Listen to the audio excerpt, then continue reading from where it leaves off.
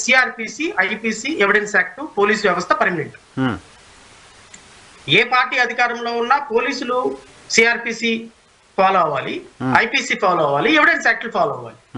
ఏ party అధికారంలో ఉన్నా constitution అయితే ఫాలో అవ్వాలి.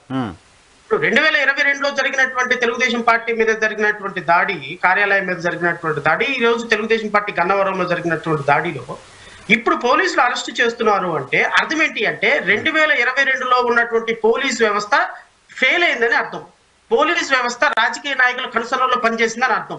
ఐపీఎస్ ఆఫీసర్లు, ఐఏఎస్ ఆఫీసర్లు, సిఐలు, ఎస్ఐలు రాజకీయ నాయకుల తొత్తుల్లాగా వాళ్ళ దగ్గర చెంచాల్లాగా వాళ్ళ కాలు కింద మోకాళ్ళ నీళ్లు తాగి బానిసలాగా బ్రతుకుతున్నారు అన్నారు. సింపుల్ గా చెప్పాలి అంటే సామాన్యుడికి ఏమి ఒక ఇప్పుడు కాసేపు మనం మాట్లాడుతుంది రియాలిటీ చెక్. రియాలిటీ చెక్ లో రియాలిటీగా మాట్లాడుతుంది.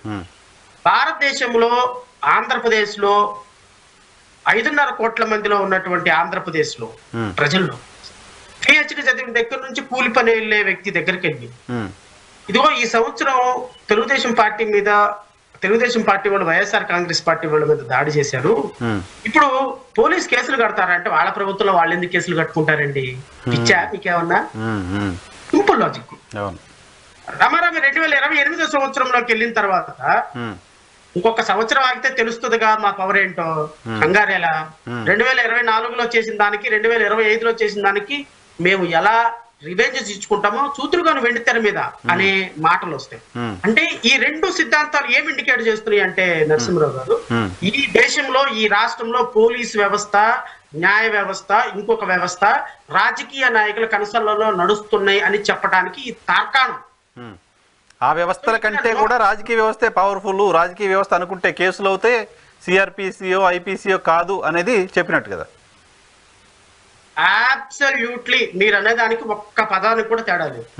ఇంకా మీరు సామాన్యుడు వీడికి న్యాయం జరుగుతుంది, వీడికి పోలీస్ స్టేషన్కి వెళ్తే వీడి ఎఫ్ఐఆర్ అవుతుంది, వైఎస్ఆర్ కాంగ్రెస్ పార్టీ వాడు ఇప్పుడు వెళ్ళి కేసు పెడితే ఎఫ్ఐఆర్ అవుతుంది, వైఎస్ఆర్ కాంగ్రెస్ పార్టీ వాడిని కొట్టిన తెలుగుదేశం నాయకుడు ఈ రోజు అరెస్ట్ అవుతాడు, అప్పుడు వైఎస్ఆర్ కాంగ్రెస్ పార్టీ నాయకుడు కొడితే అప్పుడు అరెస్ట్ అవుతాడు అని ప్రజలకు నమ్మకం లేనప్పుడు సిస్టమ్ ఫెయిల్ కదా అంటున్నా నేను.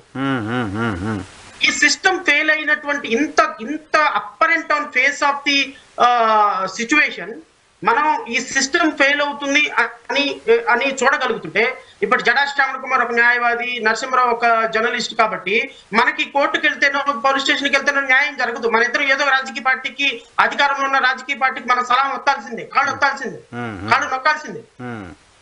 సో ఇప్పుడు ఈ జరుగుతున్న అరెస్టుల్ని మీరు ఏ విధంగా చూడమంటారు అని మీరు నన్ను అనలైజ్ చేయమంటే నేను ఇంతకు మించి ఇంకేం అనలైజ్ చేయలేను. ఇప్పుడు వాళ్ళని అరెస్ట్ చేయడం తప్ప నేను అనలేను.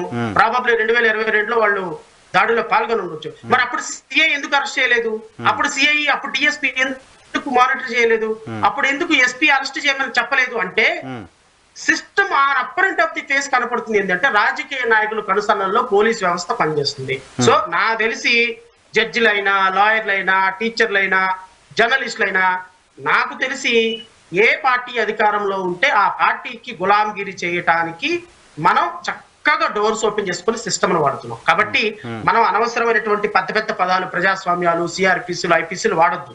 ఏ ప్రభుత్వం అధికారంలో ఉంటే ఆ ప్రభుత్వం ఒక పీనల్ కోడ్ రాసుకుంటుంది, ఒక ప్రొసీజర్ కోడ్ రాసుకుంటుంది. ఆ ప్రొసీజర్ కోడ్ ప్రకారం పోలీస్ వ్యవస్థ వెళ్ళిపోతుంది.